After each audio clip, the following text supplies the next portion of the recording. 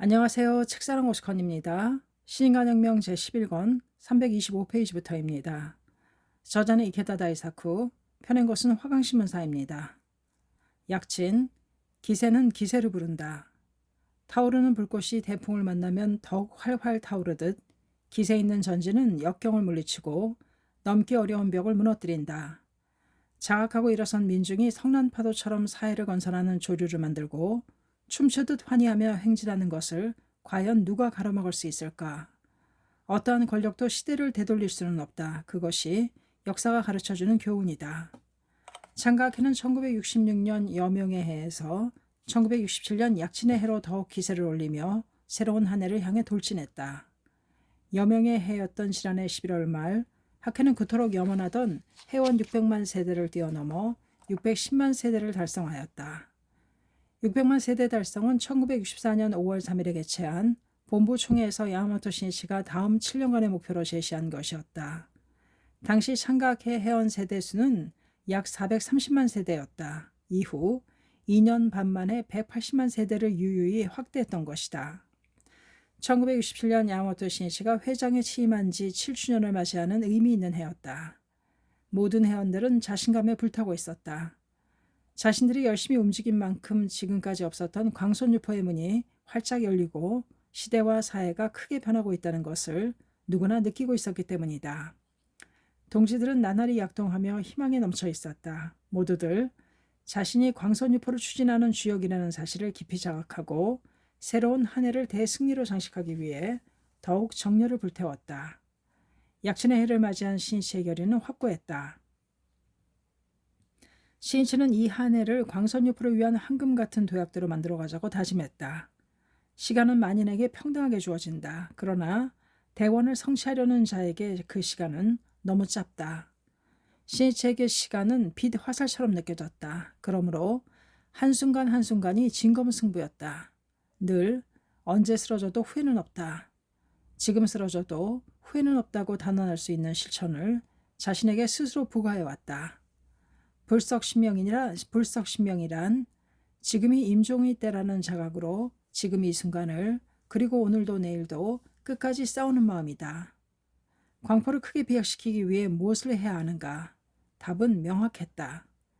일선에서 활약하는 동지들을 마치 부처를 존경하듯 찬탄하고 격려하며 용기를 북돋우는 일이다. 야마모토 신이치는 대약진을 향해 출발의 서막을 올리기 위해 그의 일월은 전국을 순회하기로 결의하고 연초부터 전력으로 활동을 개시했다. 9일에 간사이, 효고, 오사카를 방문한 것을 비롯하여 홋카이도 삿포로, 규슈 후쿠오카, 주부 아이치, 지바, 주거쿠 오카야마, 시즈오카, 가나가와 등 약 2주 동안 국내를 거의 일주하다시피 했다. 잠시도 쉴 틈이 없는 격렬한 투쟁이었다. 전국의 동지들은 이런 신이치 활동 상황을 기간지를 통해 알고는 바야흐로 약진의 때가 도래하고 있음을 실감했다. 선생님은 필사적이다. 전력을 다해 활동하고 계신다. 우리도 법을 위해, 벗을 위해, 사회를 위해 움직이고 또 움직이며 말하고 또 말하자. 그 파동은 크게 확산되었다. 사람들은 리더의 말에 따라오는 것이 아니라 행동에 따라오는 법이다. 말뿐인 리더는 언젠가 그 기만의 가면이 벗겨지고 말 것이다. 그렇게 되면 어느 누구도 상대해주지 않게 될 것이고 틀림없이 외면당하고 만다. 아무튼 새로운 해로 접어들면서 광포를 향한 큰 회전이 시작되었다. 그해 1월 29일은 제31회 중의원 선거투표일이었다. 전후 10번째 맞는 중의원 선거였다. 1963년 11월에 제2차 이케다 하야토 내각 때 실시된 이후 3년 2개월 만이었고 1964년 사토 에이사쿠 내각이 발족한 이후 처음으로 실시하는 총선거였다. 그리고 무엇보다도 공명당으로서는 처음 맞이하는 중의원 선거였다. 당시 중의원이 해산된 배경에는 검은 안개 사건이라고 불리는 강요와 국회의원의 직권남용과 부정부패 등 부정에 관한 의혹이 잇따라 부상한 사실이 있었다. 검은 안개 사건으로 생겨난 정치불신을 청산하고 본래의 의회 정치를 확립하여 정계를 정화할 수 있을지가 당시 총선거의 최대 쟁점이었다. 그런 만큼 정계 정화를 위해 적극적으로 활동하였으며 그 결과 공명당은 수많은 실적을 쌓아 올렸다. 그런 공명당이 중의원에 진출하는 것을 환영하는 사람들은 회원뿐만이 아니었다. 사회적으로도 많은 기대를 걸고 있었다. 공명당이 열심히 해야 일본의 미래를 열 수 있다. 동지들은 누구나 이렇게 통감하고 있었다. 그리고 공명당은 처음으로 중의원 선거에 출진하는 이 선거에서 기필코 대승리하여 일본 정치의 새로운 여명을 열고자 결의를 새롭게 하고 있었다. 학회 멤버가 처음으로 중의원에 진출한 것은 공명정치연맹을 정식으로 발족한 이후인 1964년 5월이었다. 그리고 같은 해 11월에 공명당을 결성하였다. 당에서는 차기 중의원 선거에 후보자를 내세우기로 발표했다. 그러나 공명당이 중의원에 진출하는 것에 위협을 느낀 정계와 종격에는 창각해 온갖 압력을 가해왔다. 협박이라고 할 수 있는 강압적인 태도와 해유책을 쓰며 야마토 신이치와 접촉을 시도하는 이른바 거물급 정치인도 있었다. 학회본부에는 협박하는 전화와 편지가 끊이질 않았다. 한편으로 집권당인 자민당은 공명당 결성을 전후하여 중의원 선거제도를 단순 소선거구제로 바꾸려는 움직임을 보였다. 단순 소선거구제는 선거구를 작게 만들어 한 선거구마다 의원 한 명씩을 선출하는 제도를 말한다. 당시 중의원 선거는 한 선거구에서 3에서 5명의 의원을 뽑는 중선거구제였다. 이 제도를 바꾸려고 한 것이다. 당선자가 한 명뿐인 단순 소선거구제는 많은 선거구에서 1위가 될 가능성이 높은 제1당인 다수당에게는 더없이 유리한 제도였다. 그러나 제2위 이하 후보자에게 던진 표는 의석수에 전혀 포함되지 않는 사표, 낙선자에게 던진 표가 되기 때문에 전체 유권자의 의사가 반영되기 어려운 제도였다. 선거제도 심의회에서는 단순 소선거제의 약간의 비례대표제를 도입하는 병용안을 검토했다. 하지만 실질적으로는 단순 소선거제와 거의 다를 바 없었다. 어쨌든 상황에 따라서는 일당 지배를 확립하여 사실상 의회제 민주주의를 매장하는 선거제도가 될 수밖에 없었다. 청년부는 자민당의 이 같은 움직임에 민감하게 반응했다. 청년들은 이 소선거구제가 다수당의 권력을 유지하고 공명당 의원이 중의원에 진출하지 못하도록 저지하기 위한 당략이라는 것을 간파하고 저지하는 데모를 벌이겠다고 자청했다. 그러나 야마모토 신실은 신중했다.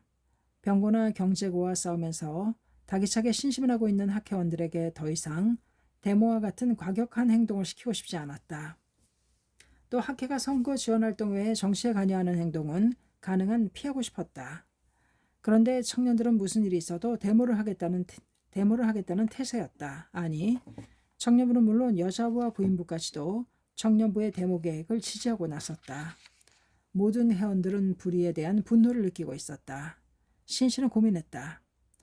당시 동서 양 진영의 대립이 정계에 그대로 반영되어 보수와 혁신이라는 대립구도를 만들어 진정한 의미의 타협과 대화도 이루어지지 않는 일본의 정치 현상을 우려하고 있었다. 이런 보수와 혁신 사이에 벌어진 틈을 메우고 경직된 사태를 타개하기 위해서는 자민당과 사회당이라는 두 극을 무너뜨릴 더 한층 새로운 제3의 극이 필요하다고 생각했다. 그리고 그 역할을 맡을 수 있는 정당이 바로 불법의 중도주의를 이념으로 하는 공명당이라고 확신하고 있었다. 그러나 소선거구제가 되어 공명당이 중의원에 진출하지 못하면 그 길마저도 막히고 마는 결과가 된다. 이는 민중의 행복과 사회 번영을 실현하기 위해 공명당을 만든 학회로서도 간과할 수 없는 문제였다. 또 이제까지 해온 자민당 의원들의 발언을 생각할 때 소선거구제가 채택되어 일당 지배가 되면 군사대국으로 치닫게 될 우려도 있었다. 신실은 생각했다. 지금 만약 아무것도 하지 않는다면 앞으로 돌이킬 수 없는 사태를 맞게 된다. 1965년 11월 23일 도쿄 류오코부에 있는 니시다의 강당에서 개최한 청년부 총회에서 신이치는 소선거구제의 문제를 언급했다. 그 위험성을 지적하며 엄중한 어조로 호소한 것이다. 지금 학회가 움직이지 않으면 일본은 어떻게 되겠는가? 만일 전쟁에 말려들면 민중은 어떻게 되겠는가? 결론을 말씀드리면 내년에 자민당의 소선거구제를 강행하려 한다면 도쿄에서만 50만, 전국에서는 300만이라는 지금까지 없었던 데모 행진을 벌이려고 합니다. 여러분 생각은 어떻습니까? 말이 끝나기가 무섭게 와 하는 한호성이 터지고 노도와 같은 박수 소리가 강당을 덮고 있는 거대한 지붕을 뒤흔들었다. 이 데모에서 우리는 기사도 정신을 발휘하여 여자부와 부인부는 제외하고 실시하려 합니다. 이 점에 대해서는 어떻게 생각하십니까? 신이치의 호소에 남성들이 열띤 찬동의 박수를 보냈다. 그 뒤를 이어 사자우로 연상케 하는 신이치의 음성이 다시 울려 퍼졌다. 그때는 내가 데모의 선두에 서겠습니다. 권력을 가진 자들이 언제까지나 제멋대로 민중에게 몹쓸 짓을 하도록 내버려둬서는 절대 안 됩니다. 자신이 직접 데모를 시위하겠다는 신이치의 외침은 황금화살이 되어 참석한 모든 청년들의 가슴을 찌르고 투지를 불태우게 하였다. 사회의 모든 계층과 연령층 그리고 직업인으로 구성된 800만 명이 넘는 학회는 일본 민중의 일대 주류라 해도 좋았다. 그 학회원이 분노하여 소선거제 분쇄를 위해 일어선 것이다. 허세나 허풍이 아니라 300만 명이 데모대가 틀림없이 일본 열도를 뒤흔들 것이다. 이런 동지들의 권력이라는 마성에 대한 붕괴와 그 마성을 분쇄하려는 강철 같은 의지는 여론을 각성시켰다. 자민당 수뇌부는 선거구제를 바꾸면 민중의 지지를 잃게 되고 당의 존재 기반마저 근본적으로 뒤흔드는 결과를 피할 수 없을 것이라고 생각하는 것 같았다. 한편 선거구제 개혁, 고쳐서 더 나빠지게 함을 반대하는 공명당을 비롯한 각 야당의 움직임도 활발해져서 공동투쟁의 흐름이 형성되었다. 해가 바뀌어 1966년 1월이 되자 자민당 수뇌부가 선거제도 변경을 당분간 보류한다고 의사를 밝혔다는 사실이 보도되었다. 선거구제 변경을 강행할 경우에 여야 간의 격돌을 피할 수 없는 데다 여당 내부에서도 일부 반대자가 있다는 것을 그 이유로 들었다. 그 한 해 며칠 남지 않은 12월 27일 중의원을 해산하고 본래 중선거구제인 상태에서 총선거를 실시하게 되었다. 결과적으로 선거구제를 바꾸려는 자민당의 의도는 일단 좌절되어 학회는 항의대보를 하지 않아도 되었다. 그런데 공명당이 중의원에 진출하려 하자 타 종교에서 맹렬하게 비난하고 나섰다. 1965년 8월 기성불교단체는 대회를 열어 창가학회에 대한 긴급 대책과 방안을 협의했다. 창가학회가 공명당을 결성하여 정계에 진출함으로써 불교 성세에 대한 영향을 미치고 있다.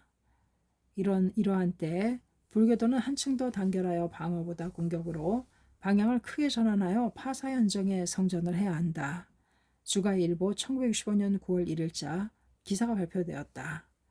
이 대회에서 나온 구체적인 대책 중에는 학회를 사교로 규정에 금지한다는 내용과 기회를 봐서 국회가 정부에 이를 청원한다는 제안이었다. 권력을 움직여 학회를 탄압하려는 계획이 분명했다. 9월 초순에는 90여 명 교단에 이르는 신흥 종교단체 그룹도 이사회를 열고 자신들의 신도 약 700만 명을 총동원하여 창가학회와 공명당의 역절복을 실시한 것을 결정했다. 더욱이 창가학회와 공명당에 추파를 던지고 영합하려는 일간지나 매스컴이 있으면 그 세력의 단호한 태도를 취하여 신문 등을 불매하는 동맹이나 보이콧 운동도 불사하겠다. 주가일보 1965년 9월 8일자라고 발표하였다. 이렇듯 대대적인 공격을 받으면서 맞이한 공명당의 첫 중의원 선거였다. 공명당은 32명의 후보를 내세웠다. 그러나 자민당을 비롯한 각 당이 후보를 압축했기 때문에 전체 후보자는 917명에 그쳐 소수의 격전장이 되었다. 야마토 신씨는 중의원 선거에 지음하여 지원활동에 힘쓰는 회원들이 앞으로 공명당이 나아가야 할 방향을 더 깊이 이해하고 자신감을 가지고 지원할 수 있도록 하기 위해 고심했다. 그리하여 1967년 1월 6일 도쿄 지오다구에 있는 니혼 부도칸에서 실시한 신춘 간부의 석상에서 공명당 창립자로서 당의 전망을 명확히 밝혔다. 저는 공명당을 창립한 사람으로서 당의 미래를 제시하고 지켜볼 책임이 있습니다. 또 학회는 공명당의 모체이고 당원과 지원자도 현 단계에서는 대부분이 학회원입니다. 따라서 제가 학회 동지 여러분께 공명당의 미래를 말씀드리는 것이 가장 중요할 것 같습니다. 우리는 중도 정치를 통해 평화롭고 번영하는 새로운 사회를 건설하는 것을 모토로 나아가고자 합니다. 이를 위해서는 우선 깨끗한 민주정치를 확립해야 합니다. 구체적으로 말씀드리면 평화 헌법을 지킨다, 의회제 민주주의를 확립한다, 언론 결사, 신교의 자유를 지킨다 등 자유를 지킨다는 것을 실현해야 합니다. 다음으로 국내 정치면에서 대중복지로 풍요로운 생활을 슬로건으로 하여 상부상조 경제를 확립한다. 최대한의 사회보장제도를 확립한다. 인간성이 풍부한 문화를 건설한다입니다. 이상을 목표로 전진해 주시기 바랍니다. 또 외교면에서도 전쟁이 없는 평화로운 세계를 지향하여 핵무기 전면 폐지를 실시한다. 유엔을 개혁하고 세계의 완전한 군축을 실현한다는 내용을 말했다.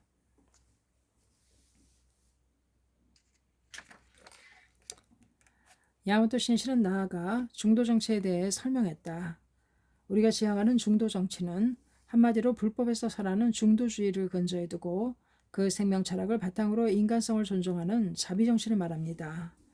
인간성을 존중한다는 것은 인간의 생명이 한없이 존엄하다는 사실을 존중하는 것이며 개개인의 개성을 중시하고 모든 사람들이 최대한 행복한 생활을 만끽할 수 있도록 하는 것입니다.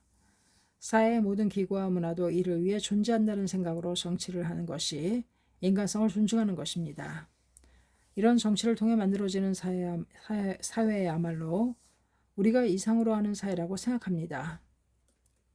이어서 신씨는 자본주의도 공산주의도 모두 인간 부재 정치에 빠져 본말이 전도된 상태가 되었다는 점을 본원적인 정체 이유가 있음을 지적했다. 자본주의 사회에서는 이윤 추구를 우선하기 때문에 인간 한 사람 한 사람의 행복이 희생되는 경우가 많습니다. 공산주의 사회에서도 획일적인 경제체제와 전체주의적인 국가 형태 아래 개개인의 자유는 강하게 억압받고 있습니다. 그 결과 자본주의 사회에서는 대중의 희생을 어떻게든 적게 하려는 방향으로 수정할 수밖에 없었습니다. 또 공산주의와 사회주의에서도 개인의 자유를 인정하도록 대폭적인 수정을 가할 수밖에 없습니다. 세계의 시대적 추세가 진정으로 인간성에 입각한 중도주의와 중도정치를 추구하며 움직이고 있다는 사실이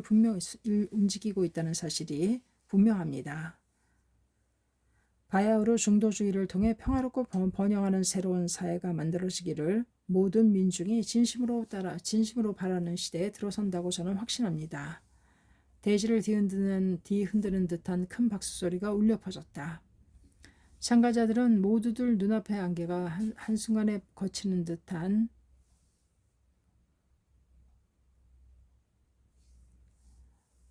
참가자들 모두는 눈앞의 안개가 한순간에 거치는 듯한 느낌이 들었다. 신씨는 여기서 중도주의를 바탕으로 만들어지는 사회는 신뢰와 조화를 기본 이념으로 하는 새로운 사회라고 말했다. 그리고 국가 간의 항쟁과 나라 안의 다양한 대립도 언제나 그 뿌리는 서로가 신뢰하지 못하는데 그 원인이 있으며 이것들을 뛰어넘는 지표가 바로 신뢰라는 조화로운 사회라고 호소했다. 신씨는 이어서 자신이 목표로 제시한 복지 경제 체제 등의 내용을 논하고 강연을 마쳤다. 그러므로 이 강연은 공명당이 나아가야 할 방향을 제시했을 뿐만 아니라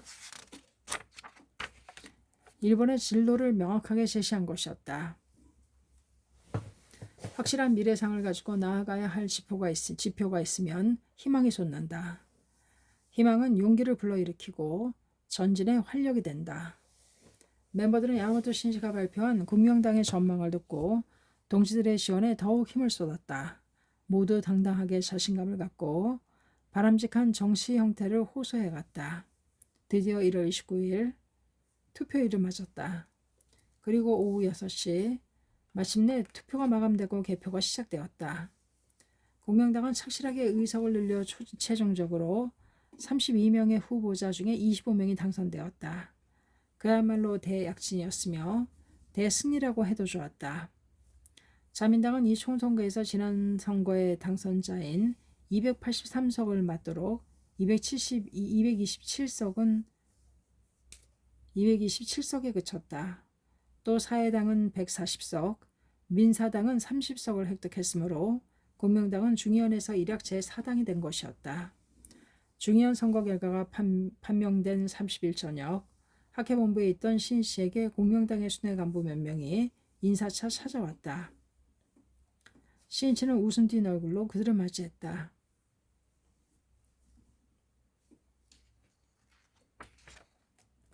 축하합니다. 정말 수고 많으셨습니다. 낙선한 사람이 몇 명 있지만 다음 선거의 도약대로 삼으면 다음 선거의 도약대로 삼으면 됩니다. 처음부터 모든 게 순조로울 수는 없으니까요. 첫 번째 중의원 선거치고는 대승리입니다. 공명당의 위원장인 세키 히사오가 답례했다.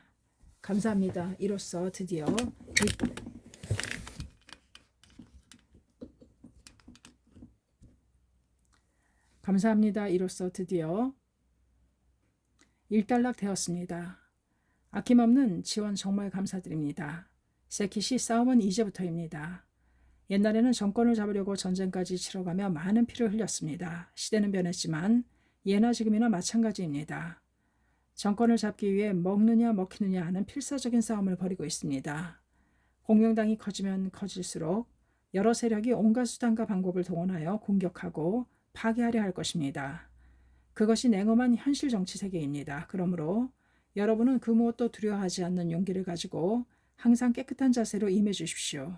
그것이 국민의 기대에 부응하는 길입니다. 앞으로 다른 정당에서 공명당 의원을 대상으로 회유책을 쓸지도 모릅니다. 조금이라도 개인의 이익이나 욕심을 채우고자 하는 마음이 있는 사람은 모두 이용당하게 될 것입니다. 그리고 학회와 당을 사리사욕을 위해 이용하려는 야심이 있는 자는 결국엔 반드시 타락해버릴 것입니다. 만일 열심히 응원해준 학회원과 사회의 신뢰를 배반하는 그런 타락한 의원이 있다면 당장 당에서 내쫓아야 합니다. 야마토 신씨는 방문자 한 사람 한 사람에게 다짐을 받는 듯한 시선을 보내면서 말을 이었다. 그리고 반드시 명심해야 할 것은 민중의 행복을 위해 권력의 말썽과 끊임없이 싸우는 정신입니다. 이제 앞으로 우리 공명당은 어떤 경우에는 혁신정당과 손을 잡을 때도 있을 것이고 보수정당과 협력할 때도 있을 것입니다. 야당의 입장에서 여당을 바로잡을 경우도 있을 것이고 정권에 가담하여 개혁을 추진하는 경우도 있을지 모릅니다. 때로는 정책을 실현하기 위해서 타협이 필요한 경우도 있을 것입니다. 다양한 선택이 있겠지만 근본은 국민의 행복을 위해서라는 점을 절대로 잊어서는 안 됩니다. 더욱이 정권의 여러 계획에 참여했다고 해도 권력의 말썽과는 철저히 투쟁해야 합니다. 그렇지 않으면 공명당이 존재해야 할 의의는 사라지고 맙니다.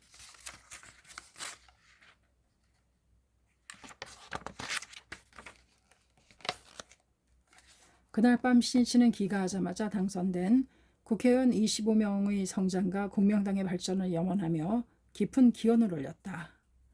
이로써 신씨는 공명당을 만든 창립자로서 해야 할 책임을 드디어 해냈다고 생각했다.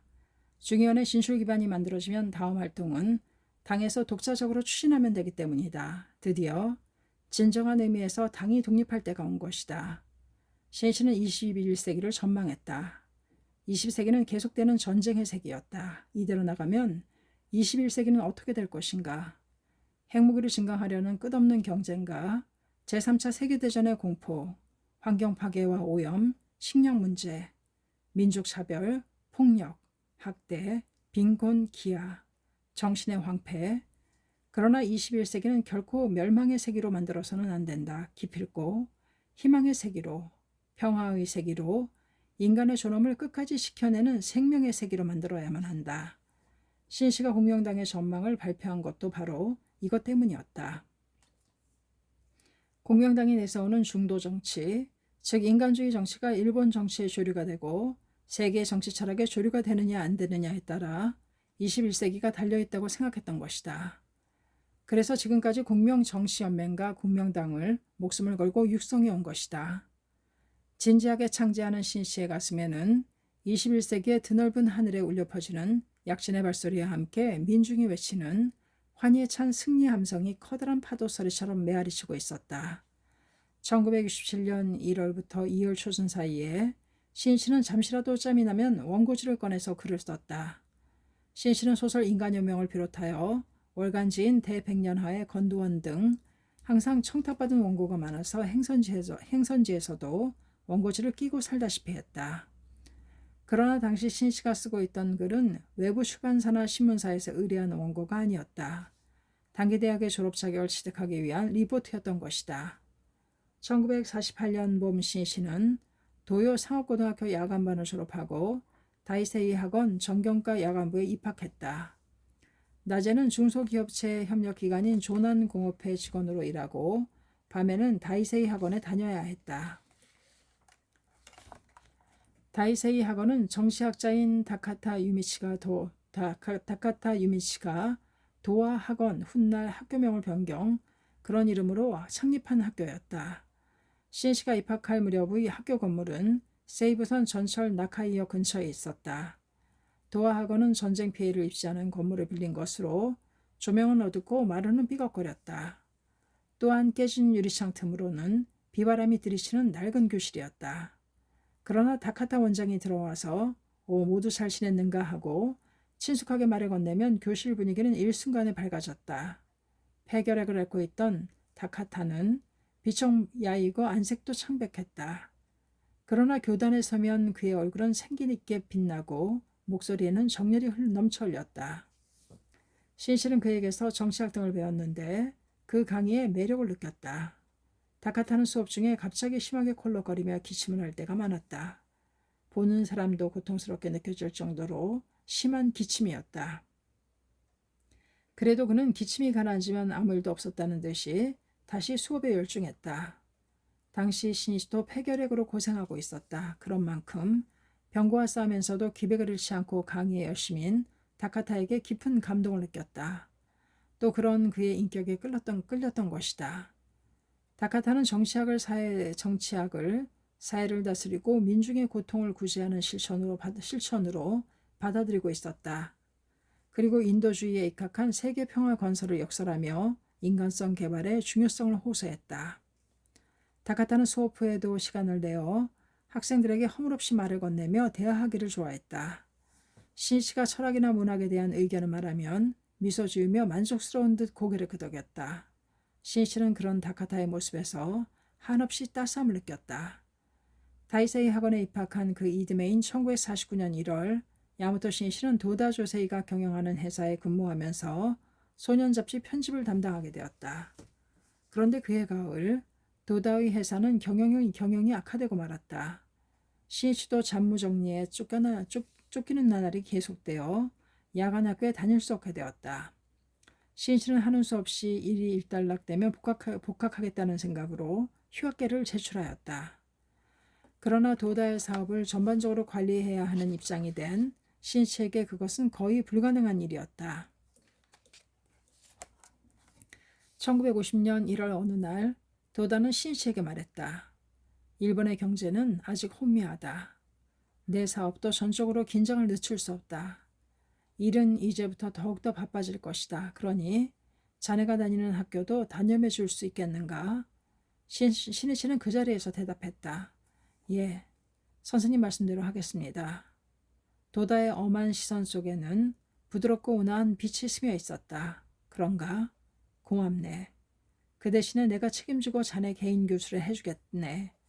도다는 약속대로 매주 일요일이면 신씨를 자택으로 불렀다. 그리고 고등교육의 전반에 걸친 강의를 해주었다. 휴일 오전과 오후 시간 모두를 신씨를 위해 강의해 주었던 것이다. 그 강의는 교수 한 명과 학생 한 명이라는 참으로 혜택받은 도다 대학의 수업이었다. 그러나 일요일만으로 시간이 부족했으므로 도다는 매일 아침 회사에서도 강의를 해주었다. 이 강의에는 사원 몇 명도 특별히 수강이 허용되었다. 어느 날 도다는 말했다. 우수한 대학에서 가르치는 그 이상의 교육을 전수하고 싶다. 앞으로 모든 학문을 생생하게 가르쳐주고 싶다. 사실 도다는 경제학, 법학, 정치학은 물론이고 화학, 천문학, 생명론 등 과학에 관한 모든 것과 일본사, 세계사, 한문 등도 뼈를 깎듯이 심혈을 기울여 가르쳐 주었다. 위대한 수학자이자 불세출의 교육자인 도다가 모든 혼을 쏟은 이 강의는 도다가 타계하기 전년까지 계속되었다. 한편 다이세이 학원에서는 신이치가 입학했을 무렵부터 대학을 건설하려는 운동이 일어나고 있었다. 그리하여 마침내 1951년 3월에 인가가 나고 4월에는 후지 단기대학이라는 이름으로 첫 입학식을 거행하게 되었다. 후지 단기대학 인가가 나기 한 해 전인 1950년 야마토 신이치는 대학을 건설하는 데 조금이나마 보탬이 되었으면 하는 생각으로 학생들의 호소에 부응하여 약간의 기부를 했다. 당시 신이치는 이미 다이세이 학원을 그만둔 상태였으므로 도다의 사업도 공경에 처해 월급은 계속해서 정해진 날짜보다 늦게 지급되고 있었다. 그러나 신이치는 다카타 유미치 원장의 꿈인 대학 설립을 위해 그리고 중병을 앓고 있는 몸으로 동분서주하고 있는 다카타를 위해서도 어떻게든 돕고 싶었다. 또 자신이 신세를 진 모교를 지키고 싶다는 강한 마음도 있었다. 그러나 상황이 상황인 만큼 이렇다 할 힘도 되어주지 못하게 오히려 미안하기만 했다. 다카타는 그토록 염원하던 후지 단기대학 입학식이 있은 다음 달인 1951년 5월 42세의 젊은 나이로 생을 마쳤다. 그는 사망하기 1개월 전쯤에 자신의 노트에 이렇게 적었다. 교육이란 학생에게 생명을 부여하는 일이다. 교육에 생애를 바친 위대한 교육자의 혼이 깃든 말이었다. 1966년 신이치는 그 후지 단기대학의 졸업을 위한 리포트를 제출해보지 않겠느냐는 권유를 받았다. 그러나 그때 신이치는 정신없이 바빴다. 소카 대학교 설립 준비가 본격적으로 시작되었고 1968년에 개교한 소카 중학교와 소카 고등학교도 그 준비가 매우 빠른 속도로 진행되고 있었다. 순회 간부들은 신이치에게 졸업 리포트 제출 요청이 있었다는 사실을 알고 있었지만 신이치가 그것에 응하리라고는 생각하지 않았다. 그러나 신이치는 이렇게 말했다. 일부러 권유해 주셨기에 단기대학의 졸업 리포트에 도전해 보기로 했습니다. 순회 간부들은 모두 아연실색했다. 그들은 말끝을 흐렸지만 지금 와서 단기대학 졸업 자격을 취득하여 도대체 무슨 의미가 있는가라고 묻고 싶은 표정이었다. 처음부터 신이치는 졸업장 따위는 관심도 없었다. 다만 그렇게 하는 것이 다카타 원장의 마음에 보답하는 것이라고 생각했다. 또 후회 넘치는 후지 단기대학의 요청을 거절하고 싶지 않았던 것이다.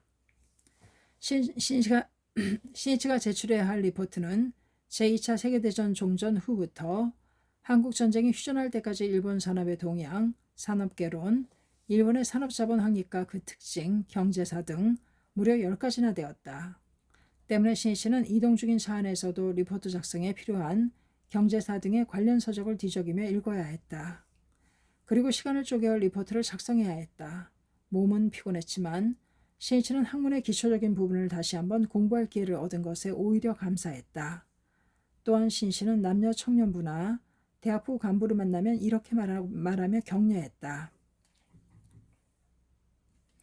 나는 지금 대학에 제출할 리포트를 쓰고 있습니다. 배우는 것은 즐거운 일입니다. 또 배우는 것은 인간의 권리입니다. 그러니 아무리 바빠도 또 고된 나날이 계속되어도 배움은 멈춰서는 안 됩니다. 도다 선생님은 대강당을 낙성하여 약 1개월에 걸친 기념 행사를 실시할 때에도 오늘은 무슨 책을 읽었는가 하고 엄하게 물으셨습니다. 배우기를 그만두면 인간은 진보도 성장도 없어지고 맙니다. 배우려 하지 않는 사람은 비천한 사람입니다. 여러분도 생애 끝까지 공부해야 합니다. 신이치가 이 리포트를 대학에 제출한 것은 2월 9일이었다. 리포트는 모두 합쳐서 400자 원고지로 약 100장, 200자 원고지로 약 200장이나 되었다. 그리하여 학점을 취득한 신이치는 후지 단기대학 경제학과를 졸업하게 되었다. 그해 2월 10일 신이치는 나고야 문화회관 기공식에 참석하고 다음 날인 11일에는 효고현 아마가사키시에서 열리는 간사이 본부간부회에 참석한 것을 비롯하여 제일선에서 노고하고 있는 리더들을 격려하기 위해 분주하게 뛰어다녔다. 이어 3월에 들어서자 3일에는 기우현 지구부장회에 참석하고 4일에는 오카야마시에 완성된 주코쿠 문화회관 낙성식에 참석했다. 이 주코쿠 문화회관은 학회에서 처음으로 개관하는 문화회관이었다.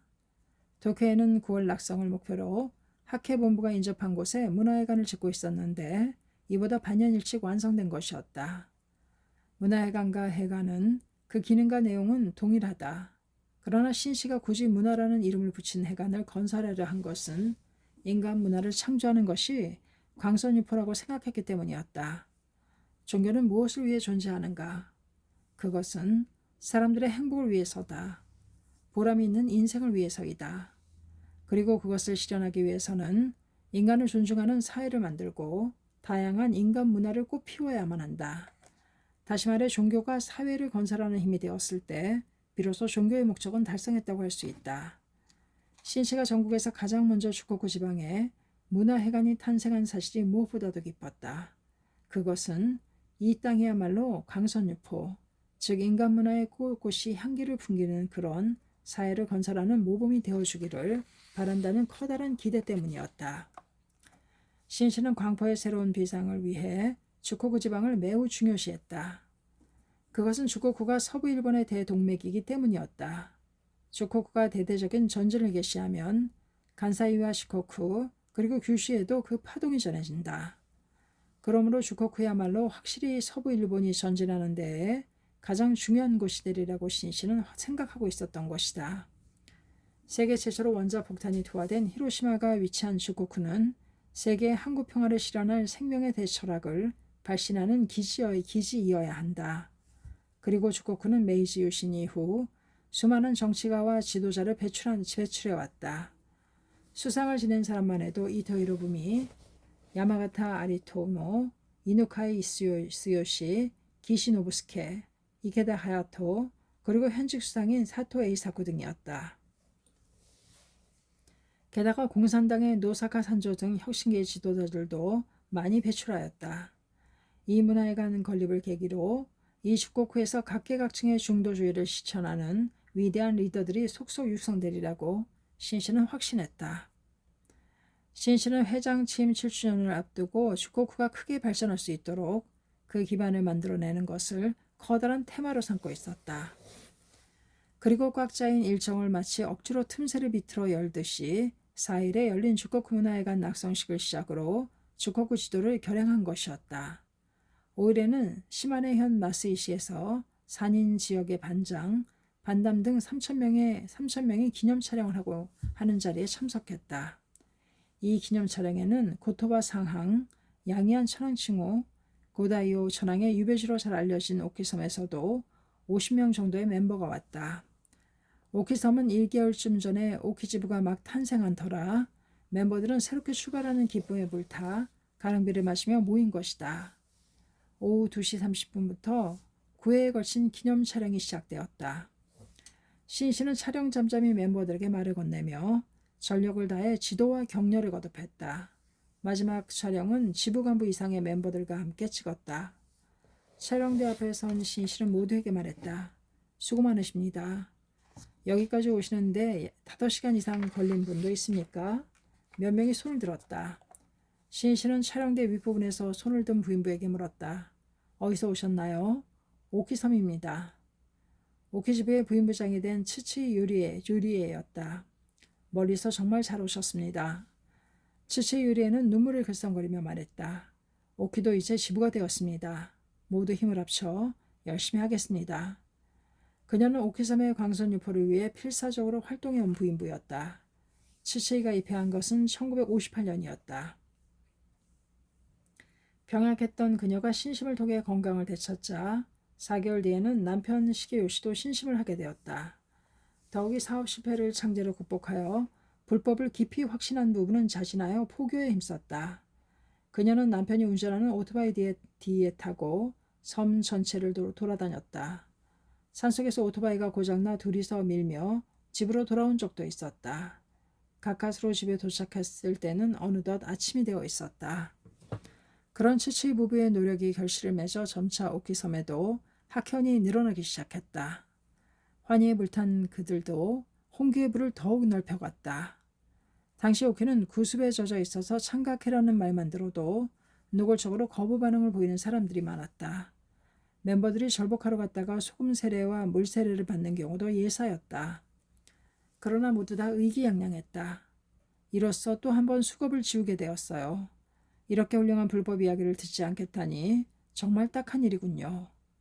동지들은 쾌활하게 이야기를 나누고 소리 높여 학회가를 부르면서 하루하루 활동에 매진해 갔다. 멤버들은 결코 풍족한 생활은 하지 못했다.